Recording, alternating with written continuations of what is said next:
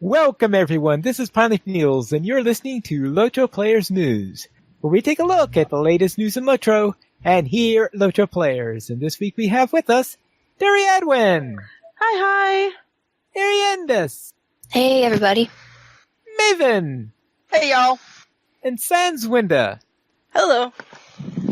And everyone, please welcome our special guests for this week, the Harnkager Game 6 organizers, Gildoin and the Dwaro Scholar. Hello, everyone. Evening, folks. Or morning, or night, whatever it may be. Whenever you listen to the podcast. And welcome back. And later on, we will ask you about the Harnkager games, but we will begin with our game news, where the community rules have had a little update. Well, actually, not much of it. From what I hear, the idea wasn't so much as to change what was there, but to make it read less like legalese. Yeah. Yeah. Like, rule number 1, be nice. Rule 2, respect people. Reasonable. Actually, these are the rules for the forums. I should make that clear. Yes, they are the rules for the forums. Right. There is a separate set, the Code of Conduct, which covers in-game.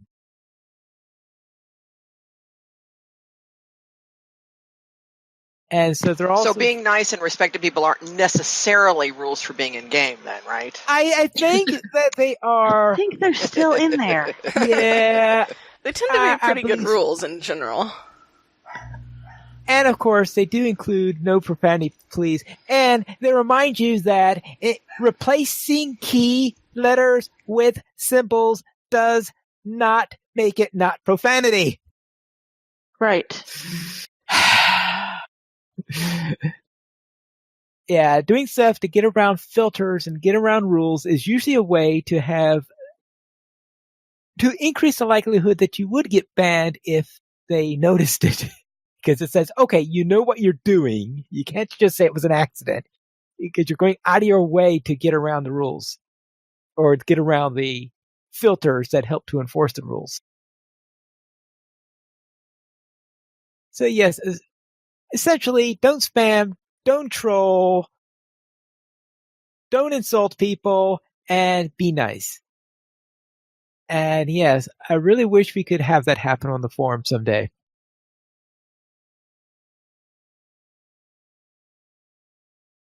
And of course, they are talking about how the other thing that's changed is they did take out the old system where they had this thing about point system, this really complicated point system on banning people and all that fun stuff. That has been taken away. And essentially, if you go around proving that you need to be banned, you're going to get banned.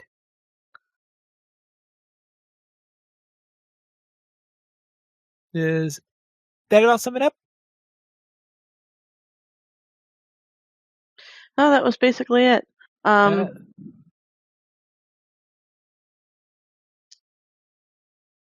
So basically, by removing the old system, it gives people a clean slate that may not necessarily be aware of this fact.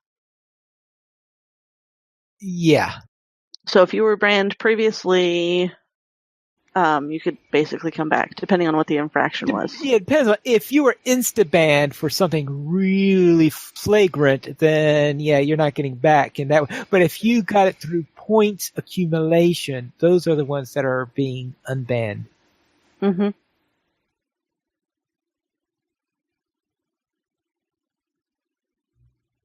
So with that, let's head into the LOTRO Beacon.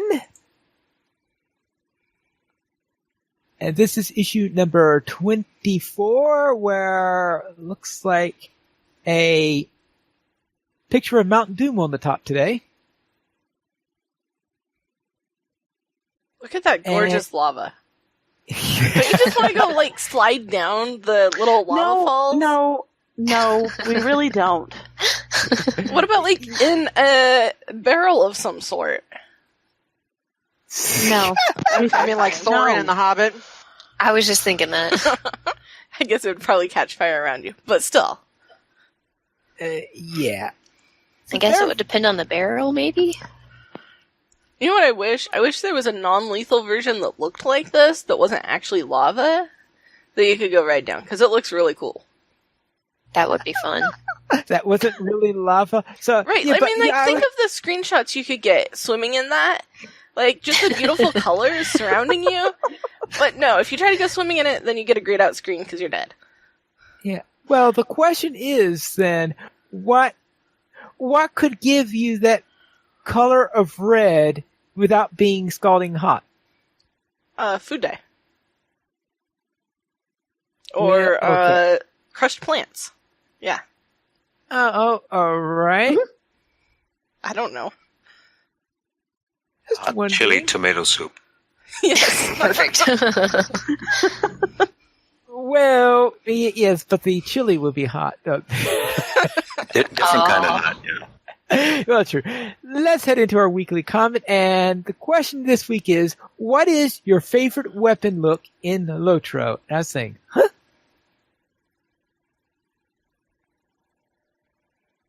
Is that, like, what cosmetic weapons you like to have? Like a two-handed axe versus two swords versus insert weapon here? Pick just one. Because pair of trout on my burglar, pair of frying pan on my burglar, rolling pin and a lantern on my burglar.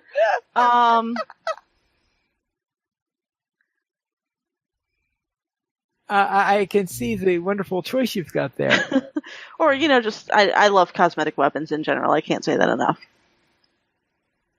Yeah. I saw, I believe Elvin, champion bashing things over the head with a pitchfork. That was pretty cool. I've seen people beating things up with, like, corn stalks. Yes, Grifflet has a pair of corn stalks that I gave him. Yes. So one person says his favorite weapon is his bog guardian. That is a good weapon. Yes. Well, a little OP. I like the sparklers. Well, I don't know. I guess I just stick to spears. I mean, Well Dressed is currently running around with a beer stein and a pretzel, so. In the forums, we have a rolling pin, we have bread, we have a two-handed axe that's bigger than the character. Mm-hmm. Gigantic flowers are interesting. Someone said they're kinmates.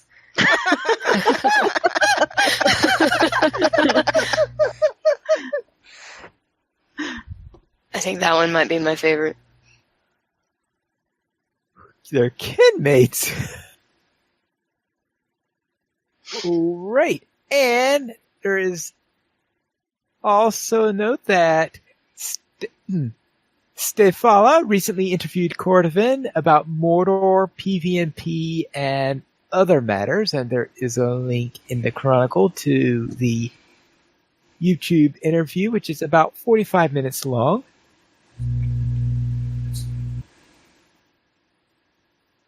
And it looks like we found a rusty knife last week here. Only one. Just one. Yeah, just one. a rusty knife. Yeah. And our screenshot of the week is a... Oh, wow. Whee! And that is actually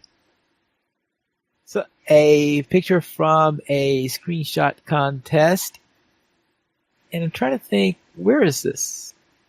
I don't know, but I take that back. This would be a more fun place to go swimming. It's definitely a more fun place to go swimming.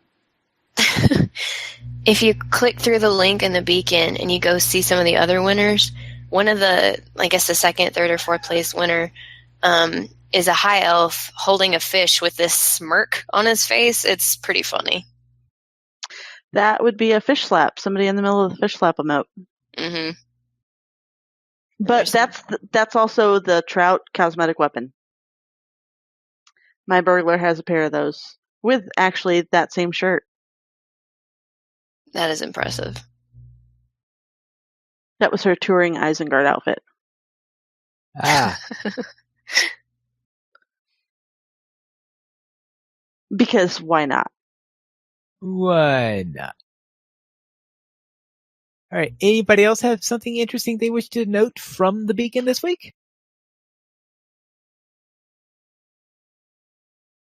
Then let's head into this week's sales. And Terry, I don't think you like this one. No, this is a bunch of junk.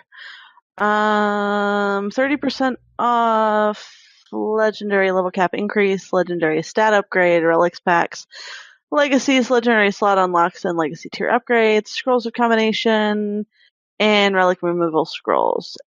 This week's free sample is a 100% infamy renown gain ×1 with coupon code. You ready for this one, guys? More glory, more prob. MORGLORY, MORPROB. I thought that was hilarious. That is the best coupon code I have seen. Also, double bonus points through September 11th. Right. And this week's episode of LOTRO Players News is brought to us by Hornkamper Games 6. That means there have been 5 before this. Andy. Yay. And I guess we'll begin is, when's it going to be this year? Well, it's going to start on September 11th and end September 17th. So from Monday to Sunday. From Monday through Sunday. Very well, from the 11th through 17th. So it's 1 week long in the matter. Yep, full week, 15 events. 15 events. All right, so that means a little bit more than averaging 2 per day. Yeah, most of the days going to have 2 events, some 3, depending, if it's short events. Most of the days would have about 2 or 3 hours worth of events, going for on average 2.5 hours, something like that. So tends to be in most cases 2 events, sometimes it's 3. Plus, then there are special days like the first day where we have also the opening concert, which takes place, the oath of the competitors and the judges, and so all of those little elements take up a little bit of time as well. So, for instance, first day is going to take a bit longer, even though we only have 2 events because of all these elements. And then last day is also going to have a closing concert. So, kind of. And award ceremonies too, right? On the last day? Yes, absolutely, yeah. Right. Big award ceremonies for the champion of the Hornkegger Games and the Fair Play Hero, which you're going to get a lot of LOTRO points this year. Okay. Then let's head into some questions. So first off is, what's new about the games this year? Okay. Well, there's quite a lot of new things, apart from some new events that we're doing. Some people might have noticed that, unlike last year, we didn't ask the LOTRO community to actually vote for the events, because we did that last year. So it's not that we want to bully or anything and pick them ourselves. But the games committee, which is basically people from the Lorland Roleplay Kinships, Durin's Folk, the Shire Angling Club, and the Blue Mountains Regiment, those 3 kins. So we kind of had a look at the events there, and made a selection. Another main reason for why we picked and didn't let the LOTRO community pick is that the selection was quite limited this year because of a nasty bug in the game, to be honest, which sadly wasn't resolved. So the bug I'm talking about is probably one most people might not have noticed, but it's a big challenge for us at the Hornkegger Games. The thing is this: if someone has bought the apprentice or journeyman riding skill, which makes your steed go faster, if they deactivate that with their Smell the Roses skill, as they should, so they don't have the speed buff and they can compete with everyone at the same speed. If they have that skill, even when the buff is deactivated, sometimes the speed buff is still active. So this is a major issue. Not on a horse when you deactivate it. Yes, but we've noticed that sometimes, based on last year, that if we say, okay, everybody dismounts, and then those that have it, activate your skill, even then we saw people that still had their speed buff active. So we kind of tested this, and we sent all of that through to Turbine back in the day, and then Standing Stone Game now. So yeah, it's a major issue. It means that we have that when we have horse races, there's literally no way we can be sure that all the competitors are competing at the same speed. So sadly, and that's the bad news, because of this, there's no horse races this year. So as I said, we've reported this. They were looking into fixing this, but with Mordor that came in, obviously that wasn't their priority, which we completely understand. So it's one of the big changes compared to last year, because we always have quite a few horse races, or horse and run and swim races or whatever. So we don't have those. On the bright side, though, instead of horse races, we got a couple of new events, such as the swim sprint, the long distance swim, and the bridge sprint, which is how fast can you go from one end of the Brandywine Bridge to the other, which is about 10 seconds. So it's almost like the 100-meter sprint. And of course, many returning classics, such as the sparring event, the music event, the poetry event, running over hot coals, and all of that. So that's still there.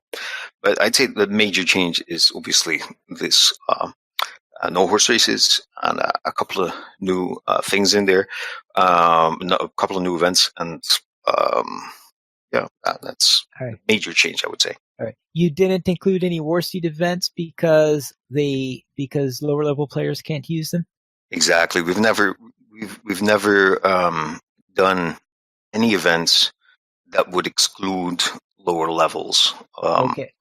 There has been some questions about, could we, for instance, have an event in Moria, or could we have an event, recently even in Mordor, and all of that is fun, but we would, obviously be excluding many people, and that's definitely not the point. That is not what Hornkegger is about. It's no, exactly. Bringing the community together, whether it's on Laurelin or Landreval or whatever the server names might be. All right, and to be able to address as many members of the community as possible. Absolutely, yeah. Exactly, yeah. All right, that's quite logical. Then how can people join in the games? Well, that's very, very simple, actually. You just head over to hornkeggergames.simplesite.com, and there you can look up where to be and when to be, so to speak. We don't have any, I think my dear friend Kendall pointed that out, we don't have any registration this year because for many reasons.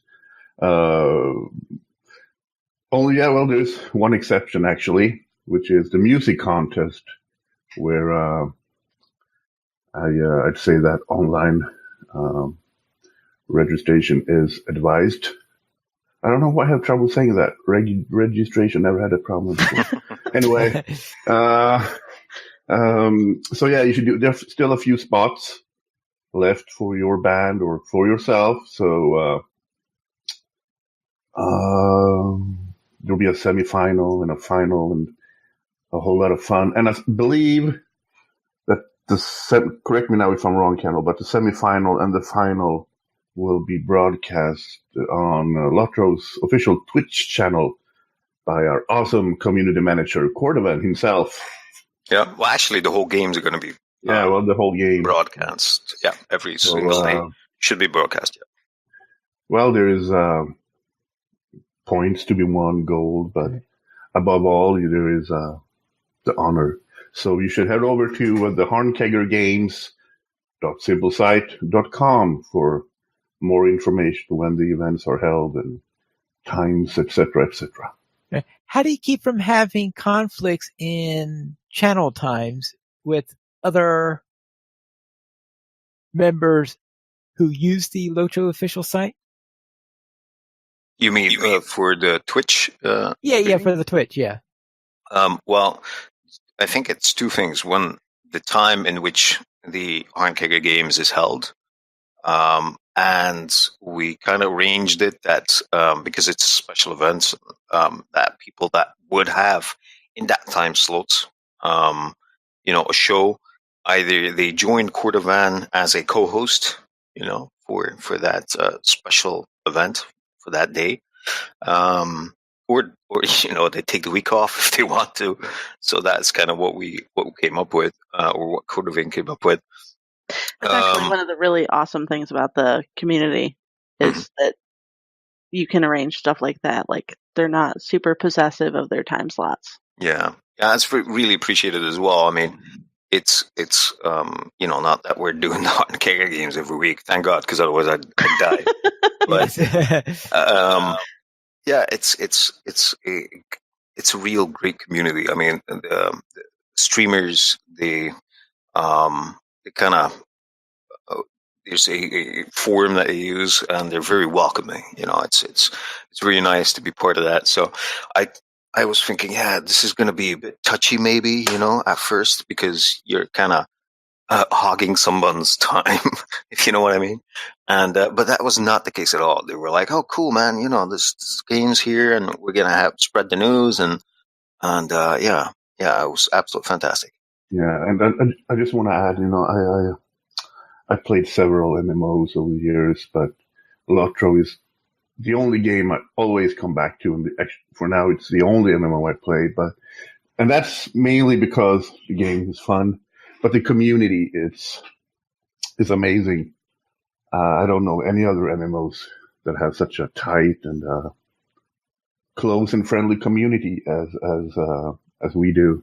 I just wanted to add that.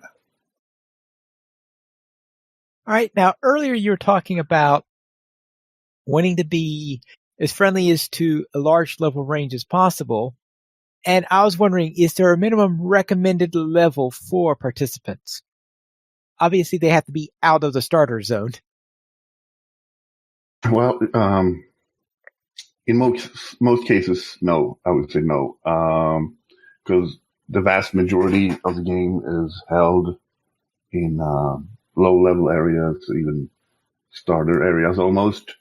But we would recommend at least having a level 10 character because, for example, in Shire, there are mobs that will attack you unless you are on a good enough level.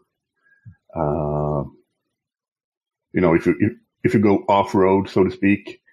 But other than that, everyone can join. We try to ensure that there is no real minimum level, to be honest. Yeah. Hence us hosting all the events in or near starter zones. Yeah. I mean, the only exception I would think of is the Shire Drunken Merchant Run, where it's an event. Seriously, it exists. And it's super fun. It is. It takes about half an hour, and you have to run all over the Shire from one town to another, drink ales, and because you're running from one thing to another, you have to run through swamps and you name it. And obviously, you're gonna run into a couple of baddies along the way. So that would be the only one I'd say you really need, like level 10. But for the vast majority, if you're out of the starter zone, you're fine. And a lot of nosy hobbits as well. Yeah. Well, fortunately, the nosy hobbits won't do too much. Luckily, yeah. Yeah, unless you're trying to deliver mail. Okay, that's going on my calendar. I don't even care what else is going on that weekend. I am watching that. Yeah, you have to. It's super fun. That's amazing. Very well then. Now the games are being held on Laurelin, which is an RP server. And what about people who really don't have a lore appropriate name? Okay, well, even though the Arnkeger Games is indeed it's a role play event at heart, it's still presented like a role play event in that fashion. I think most people will know that it has over the past years grown into something much more than a role play event. Especially since the server merger, the Lorland server has seen an influx of non-role players, which obviously has its effect on the community as a whole. Our focus these past years has been on allowing the entire LOTRO community to experience these awesome fun games, which means it doesn't matter if you're a role player or non-role player alike, though we can obviously not rule out that other competitors might raise a ticket because you have an inappropriate name. The organizers of the Arnkeger Games will not do so. So unless the name is really offensive and would breach the LOTRO guidelines or something, it's basically in the spirit of community acceptance. It's a topic that we make clear as well at the start of the games. So it's a question about respect and respecting the role play, and at the same time being open for non-role players. So the Arnkeger Games is in many ways like the Olympics. It's not about the medals, or in our case, the LOTRO points, but it's about the spirit of friendship, respect, fair play, brotherhood. And I think that's what makes these games so awesome, to be honest. We aren't talking about trolling or people disrupting the games, obviously, as that's something we would jump on immediately and have done so and will continue to do so and make tickets on it when it happens. But not about some somewhat questionable names. We're not gonna look at that. We asked the roleplay community of Lorland to embrace non-role players in the spirit of friendship, and we ask non-role players to respect the role player character of these games. We do it each year, and no doubt we'll do it again this year. So, in short, every energy of us is going 100% to awesome, inclusive games. And I must add to that, last year, with the help of community manager Cordovan and the LOTRO devs, the games were exactly that: awesome, inclusive, games. Yeah, and for you trolls wannabe, remember that Cordovan is there, even though you might see him. So tread carefully. Right. Cordovan is watching. Yes. Yeah. Now, these games are being held in the afternoon server time, evening during the Lorland time, and I was posted or archived anywhere because, let's face it, I'm not going to be able to see the events from September during the week because I'll be at work at that time. And I was wondering, is it going to be highlighted on Twitch or is it going to be put on YouTube or anything like that? Well, when it's broadcasted on Twitch, it's also broadcast via the LOTRO official LOTRO channel. It's also broadcasted on YouTube, and even now on Twitch, you could, for instance, if you look for Arnkeger, you will find the videos of last year. So you can, if you want to, just look those up anytime, and and have a ball rewatching those videos if you like. So I don't see why that would be any different this year. I think when it's on the LOTRO stream, you can just look up those videos via Twitch or YouTube for that matter. Obviously, they're still there. All right. And a note for Sans, it looks like the Shire Drunken Merchant race is at the time that we normally play on Saturdays. Well, I think Terry was the one who wanted to watch it. Regardless. Yeah, that was me. Yes. And then the poetry contest is a half hour after that. Yes, and you'll want to be there for that. Yes. So there's a warning on there, and that's the note on there. So then let's go to our final question, which is, how can people stay up to date about the games? There are many ways. We have the site, of course, which again is Arnkeger Games, .simplesite.com.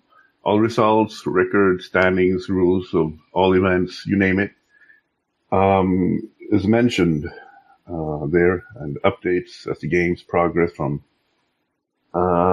September 11th to September 17th. Now, then there is the official LOTRO Twitch stream where the community manager Cordovan will be streaming the games live. So even when you don't want to enter as a competitor, or you just want to have a look, you can always watch it on Twitch. But please come on over and watch it live as it happens. And at the start of each day, we'll see to bring you all up to speed of the current standings as well. And at the end of each event, they will inform everyone where they need to go to the next day for other events. And so don't miss it.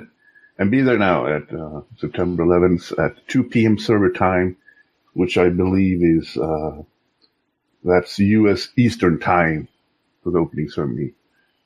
Yes. Yeah. So, yeah. And also the world famous rolling cakes are performing, by the way, so don't miss it. All right.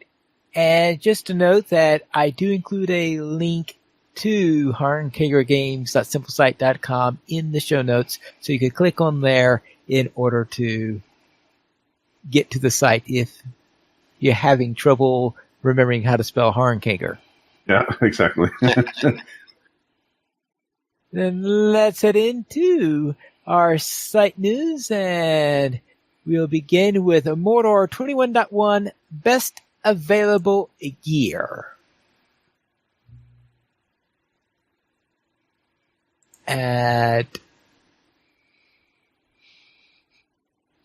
This is an article which kind of brings into perspective where you can get the best gear of each type of gear. So, like chests, legs, etc., etc., etc.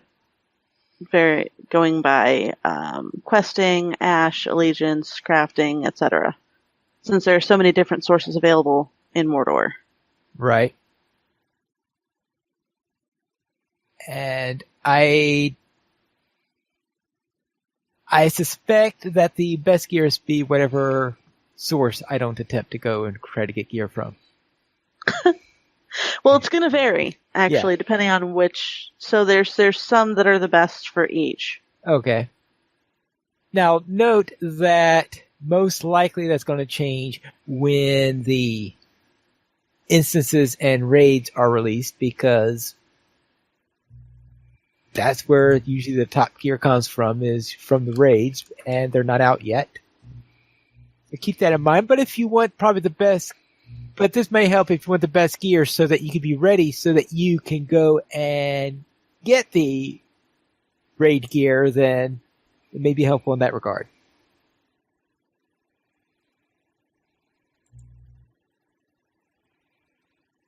And also, we have the Family Line Part 150 Reunion.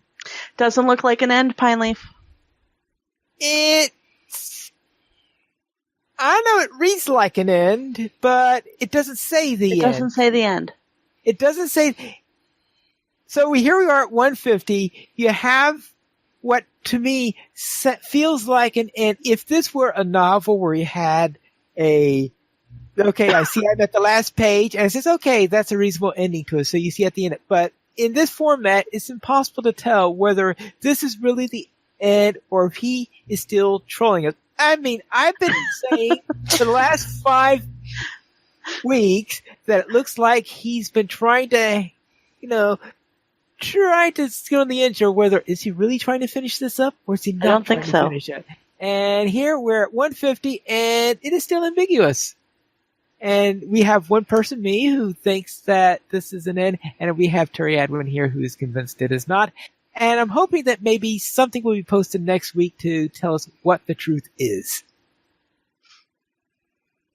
Whether it's Family Line Part 151, Family Line Series 2 Part 1, or if it's some other title with the same character for his next book. Well, we'll see.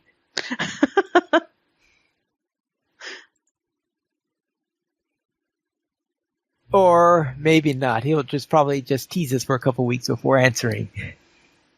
So let's head into our new player question. And Ariandis, what is up this week? This week I was wondering something about trait lines, and I would like to apologize for my voice. I've been sick. Can you run in multiple trait lines at once, or once you pick a line, that's the only one you can pull from? Now, first off, what do you mean by at once? Do you mean simultaneously? Yes. Or because sometimes you can have multiple trait because it's also possible to have one trait line that you switch back and forth for between combat, but I meant simultaneously. Simultaneously. So therefore, you want to invest some points into one line and also into another one. Mm-hmm. It's suboptimal, though, of course, you always have some extra points left over at the end because you have one trait line that is your primary trait line, and that costs only one trait point for each point you put into there. Mm-hmm. But any traits that you buy outside are going to cost you 2 points each. Mm-hmm. So therefore, yeah, you put stuff in all three trait lines, but certainly not optimal. Okay. And yeah, but you'll get more than enough points to do it because you're going to get more points than you can spend in just your primary trait line. I mean, for instance, I run Terry Adwin, my champion, for example, in Redline primarily. You're only going to get the set bonus down the side from your primary trait line, but you can certainly get traits from other trait lines. So Terry's primary is red. She's got a little bit of blue, and then she's sunk quite a bit into yellow because she's got Raging Blade from the yellow line, which is the champion's Xing Xing, even while she's in red line. Mm-hmm. Okay. Basically, is anything you're interested. I mean, you have to do something with those extra points anyway. Yeah, I was, of course, not taking into account the extra points because, especially when you're at lower levels, for example, when you're not past it. Because, if you capped out everything in your trait line, you got to do something with those points. Mm-hmm. Depending on your class and what you're going for, because champions have at least 3 traits that they're at least 3 things in the red line traits that there's no point whatsoever in actually putting points in. Like Ebbing Ire, 1 trait point you don't have to spend because there's 0 use for it in red line. Totally useless. Totally useless. I mean, you could maybe put it in blue because that's your tanking line where you're going to generate threat. That's the only line where you're going to generate threat because everybody else is out DPSing you, so you're never generating threat even in red line. And then the athletic one where you can get your cooldown to sprint. No. What do you mean? Because I always have this problem where champions are pulling things off of me. If a champion is pulling things off of you, they are either attacking at first to get its attention or using their one skill taunt to get it away from you. That's the only time I can pull threat in Redline is actually using my champion's duel. Champion's challenge. Whatever that skill's called. Yeah, champion challenge, I believe. It's never going to happen unintentionally is what I'm basically trying to say.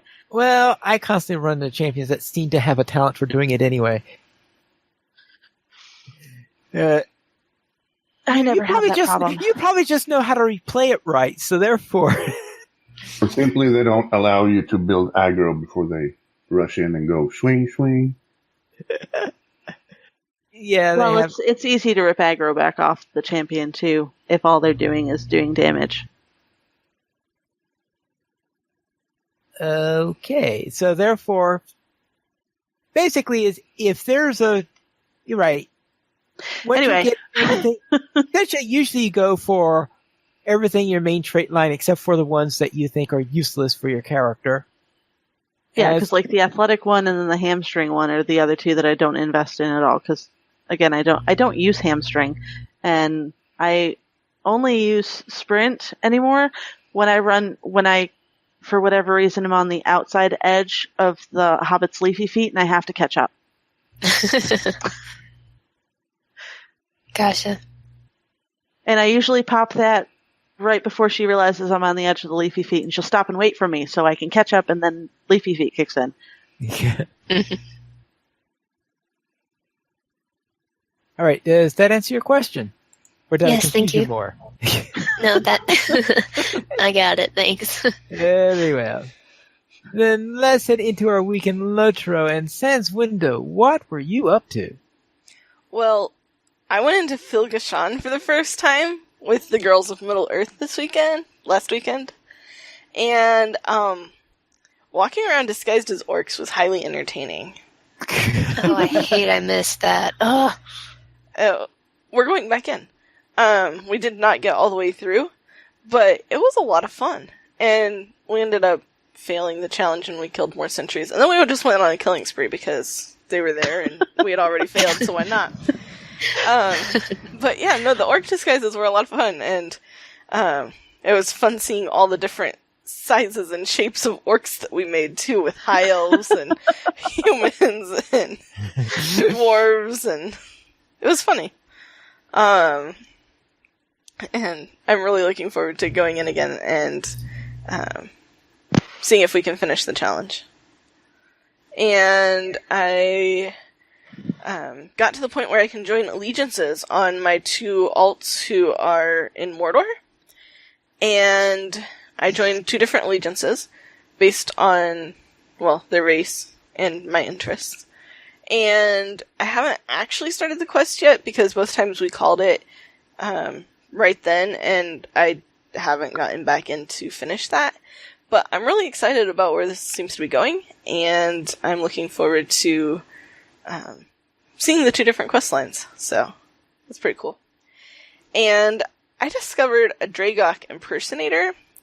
Well, actually, Maven pointed this Dragok impersonator out to me. So we were walking along. She's like, "Oh, I've got to show you this treasure cache." I was like, "Sweet, treasure cache. I like this idea." And so we got over near the treasure cache, and she was like, "Look up there on the side of that cliff." And sure enough, right up there on the side of that cliff, there was a dragon poking its head into the cliff. I'm not sure if there was actually a window there or if it was just poking its head into the cliff. But it was perched on the side of the cliff, poking its head into the cliff, and it had some handlers underneath it. And we got closer, and we got a pop-up quest for this scourge. And I really, And we did not go after it. really we can't did not. wait to attack it. No. I mean, we saw him again today walking around in another part of Mordor, and he's got, how many did we count? 5 handlers, I think? Oh my god. Something like that. 5 handlers. But when we first saw him, it looked like there were only 2. And I really, really, really wanted to attack him right then. But that would have been a discovery. Oh, I guess there are more than 2. that would have been quite the discovery. But I settled for attacking the nearby Master Elite Troll instead. And with the permission of my party members. And we took it down pretty well. Yeah. I mean, granted, we all had helpers with us from the quest. And we all had Yordams with us. and our Yordams were pretty useful. But then we ran into another one later, and we'd all leveled a little bit. And we took out another elite Master Troll. Though I think it was the same guy who respawned in a different place. But we took it out again. And without any Yordams. And so that was pretty cool. But yeah, today when we ran into the Dragok impersonator again, even with his 5 hand, well, okay, today I wasn't nearly as tempted because I was on my squishy high elf runekeeper. But I can hardly wait to take my little hobbit hunter to go scourge hunting. So she has a new mission in her questing now to get good gear and go scourge hunting. So that was my week. Maven, how was your week? Well, Galadriel has completed a second allegiance quest, which was the Dwarves and Beginner Hobbit allegiance quest. And I gotta say, getting to 110 is worth it just to be able to go into the Dwarves Allegiance Hall. Because it's the Lonely Mountain. It's Erebor. Yeah. It's the hall in Erebor. Oh my goodness. It's awesome. Yeah, that's where my character is right now. So yeah, it's a lot of they won't allow horses in there. I think I mentioned this last week. I understand why they don't allow horses there like they do in Thorn's Gate. It's a little less rustic than Thorn's Gate is. So there's a lot of running, the full length of the hall to get up to the throne, but still, it's really amazing. And the Hobbit areas, well, they're all nice, and the Hobbit area is pretty nice too. I mean, I think those are two of my favorites. So Tin Fang Warble, my high elf Ariad minstrel, may or may not have gotten the level cap by getting completely sloshed in brie this week. And I must say that I have a request. I think that the high elves already have a special battle cry. They already have a special horse call. They need their own special drunken song. Yes. Make it Quenya that's kind of garbled. So it's like, what is he singing? But anyway, he definitely needs it. He didn't. I mean, he sounded, I forget, I guess maybe a man, or I don't know who he sounded like, but he was like a hiccuping and singing. But he definitely needs his own.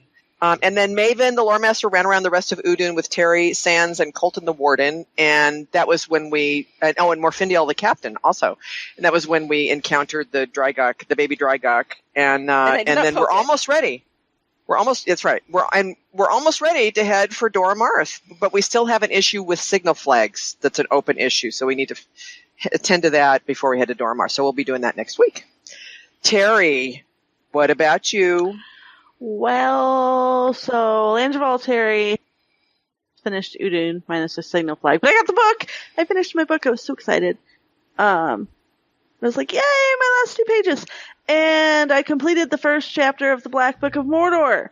I don't have the relic yet, but I have my quest to go do the relic. So the champion gets sent back to Oscaruth, and Frederick is going to send me down to the swamp in Haragmar, which I'm actually kind of sort of not looking forward to at the same time that I'm looking forward to, just because it's such a pain to go down in that swamp. However, her new offhand makes her look a little bit lopsided. So I got a really sweet drop off the landscape, which is a spear that had better stats than her offhand sword, so I equipped it. But you can't cosmetically equip a sword over a spear because the animation is different. So now it just looks like she's running around with only one sword, and she looks extremely lopsided, and it's driving me slightly crazy. I can't remember. Is she leaning to one side? I think she was leaning to one side. It looks like, well, it's just it's so unbalanced because I'm so used to the symmetrical weaponry with her that it looks very strange watching her run now with only the one sword. So my newest goal is to get her to 115 so she can have a crafted offhand again. My warden, Malethriel, finished Volume 2 through Book 6, skipped ahead to do all of Mirkwood, which I accomplished in about a day and a half, because I was really focused on doing Mirkwood. It's probably the fastest I've run through the Mirkwood Landing on a squishy-ish character, and I had no trouble whatsoever, because at level 60, I got this really awesome gambit called the Exaltation of Battle, which is hilarious to open with because basically the animation looks like you're ripping out the life from everything. It's an AoE attack that it's also a morale tap, so that's a lot of fun. And she's now on Volume 3 at level 65, so moving right along. Actually almost done with the opening of Volume 3. I've got to do the very, very, very last skirmish that she has to unlock is rescue at Nurzgashu, so that's where I left off because I got called to dinner the other night and then didn't pick it back up. And then today I had a very entertaining afternoon questing with my mother. We ran around in the Shire. I was on my OP Furball Spare Bear questing with her Hobbit Burglar, and she kept complaining that I was killing stuff too fast. I was using auto attack. And then I stopped using auto attack, and I would basically just let stuff beat on me until she finally figured out what she was doing and hit the skill she needed to hit. And then it would switch their attention to her because she'd actually caused it damage, and so then I would have to just kill it. But we did all of the mail in the Shire, so we finished the entire post deed. And at which point she realized that she had gone up 3 levels. She started at level 9 and she had gone up to level 12. And she's like, do you mean to tell me I got 3 levels just by delivering the stinking mail? I said, yes, Mom, you went up 3 levels by delivering the mail. So she still is really confused about why we were playing Postman in the Shire, because I was trying to get her to read the quest text, and she was kind of having none of it. She's like, do I need to click accept or not? So, yeah, lesson for another day. Arandis, how was your week? Well, I've had a lot of real life stuff going on, and on top of that, I was sick, so no LOTRO for me this week, and I've really missed the game. But next week might be a little bit better. We'll see. Dwaro Scholar, I'm sorry, I totally butchered your name. I can't speak. How was your week?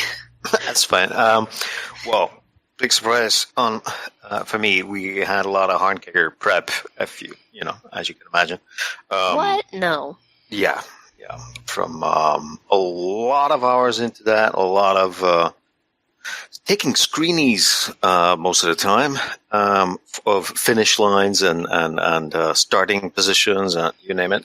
So just posting those on the Hornkicker site so that people know, where they need to be and all of that. And trying out some of the events as well, which is fun. If you try the shared drunken merchant race, it's hilarious. So yeah, it was just an excuse basically to just have a bit of fun, but it was fun. So what else did I do with the little time I had left, which is very not much? We did some Mordor quests, Gil and I, some of our friends of Durance Folk, and yeah, I discovered some very well hidden Mordor dwarves, which I found was a nice touch. Yeah, because a lot of people were like, "Hey, wait a minute, they're not lore." And I thought it was very clever of them to put that in, because at the War of Last Alliance, there were some evil dwarves that sided with Sauron, and I always wondered, where the hell did they go? So, ta-da! I think it's brilliant that LOTRO put this in. So, kudos, actually, LOTRO. Well, you're saying these. Yeah, but at least the Mordor elves I've run into weren't ones that were allied during the last alliance. We're not there yet. Okay. Okay. Potential spoiler alert. Yeah, sorry if I probably needed to put spoiler alert up. So okay, sorry about that. Okay. But anyway, I thought it was a very interesting question.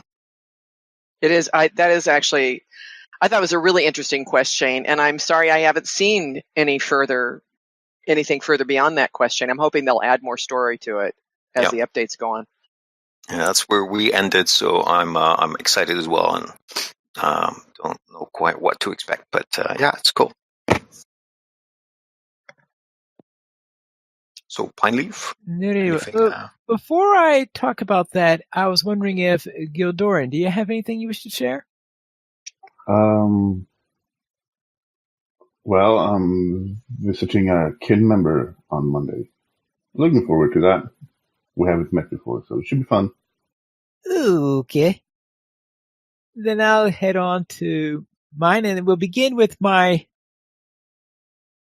Creek Hollow Warden, where we were running skirmishes at 115. So I have a small fellowship group where I've been running with, and in that group, we have traditionally been running tier 3 skirmishes along the way.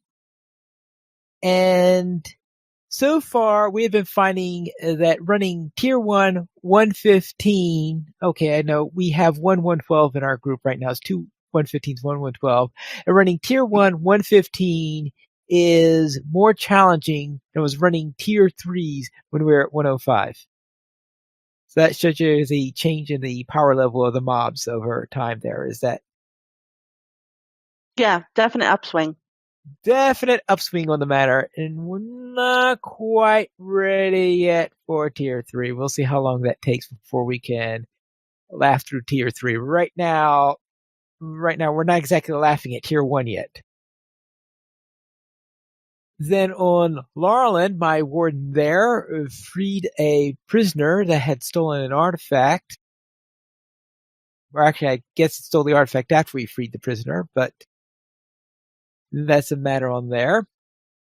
And then on Landrevo, my warden there joined up with Tin Fang, Sands, and Cinders, and we went around helping a bunch of dwarves in Dor Arnoth, which is why I was confused about the whole thing with dwarves earlier. I'm not there yet. We will be soon. You'll be soon. All right. I Then, think. you think. Let's look into some news beyond LOTRO. And we'll begin A Road Goes Ever On for adventures in Middle-earth. And they have a PDF out for The Road Goes Ever On. And what kind of supplement is this? Focuses on making interesting 5th edition Tolkien journeying easier for the lore master to create and run. Therefore, some tips for your lore master. And by lore master, they mean the game master, which is what they... And includes things like extra inspiration for journeys, events, and the wonders of Middle-earth, helpful tables to generate and inspire encounters, a generation system for Middle-earth ruins. You realize that if you generated ruins for this and you had Corey Olsen in your player group, you'll be spending all your time trying to examine and place the ruins. He's going to want to know what's on the walls. What's it look like? Yeah. What's the origin? A selection of pre-made monster groups to drop into your journeys. Which is how you resolve the question about what's on the walls. Yes. Here, have a troll. Have a troll, yes. Well, most likely that he'll just keep on studying the walls where everybody else is fighting the troll. That's usually the predictable result of a Corey Olsen play session, yes. Yes. And also, in addition to that, we also have Middle-earth Shadow of War Orc trailer has been released. Orc Tales trailer. Orc Tales trailer, okay.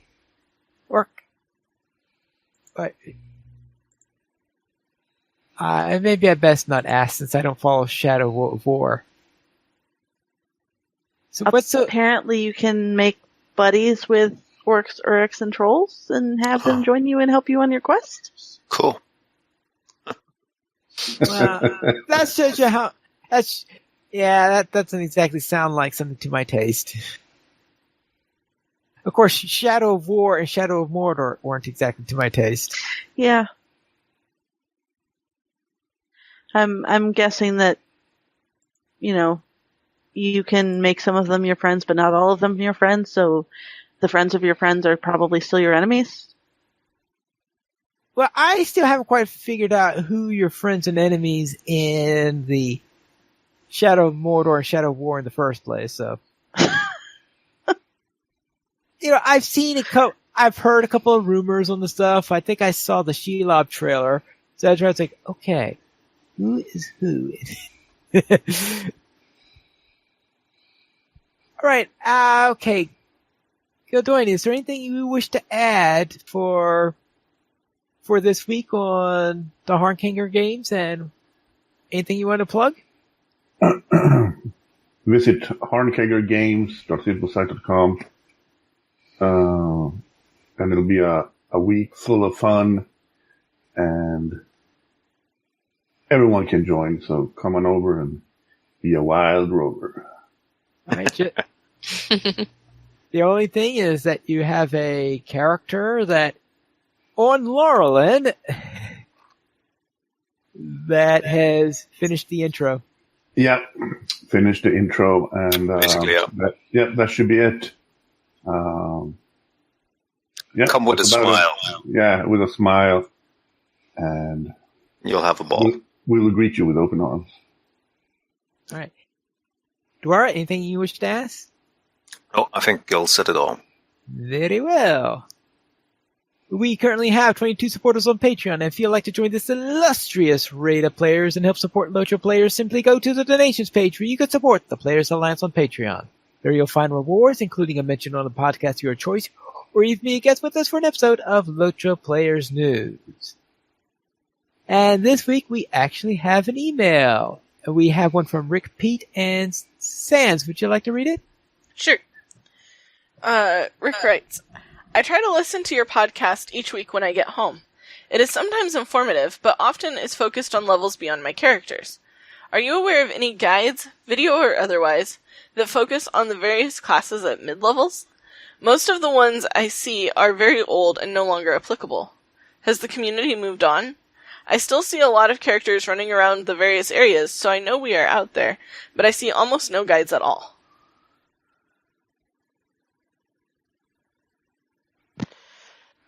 Finally, if you've done some videos, haven't you, of characters? You've actually leveled up characters in video and published videos, haven't you? I have. I've done leveling up videos for quite a number of classes. I think when my captain only got up to 30. I think this is looking for more mid-level range. I have leveled up a Runekeeper, but that was a bit while ago, so he may see that as being a bit dated. Lore Master, I stopped that around 40-ish, I think. I have done a Bjorning all the way up from 1 to 105 on video.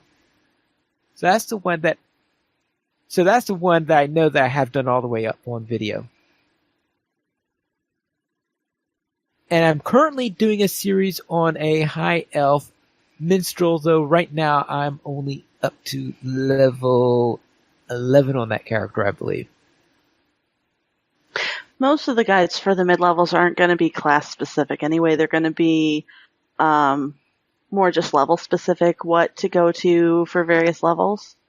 Yeah. Now, having said that, the Bearded Minstrel just recently published a guide to the Guardian. I don't know that necessarily helps Rick, but I would say probably the Bearded Minstrel is going to be, and this is a recent stuff. This is recent. I'm assuming that the Bearded Minstrel, I'm assuming also that it's a he, unless it's a dwarf,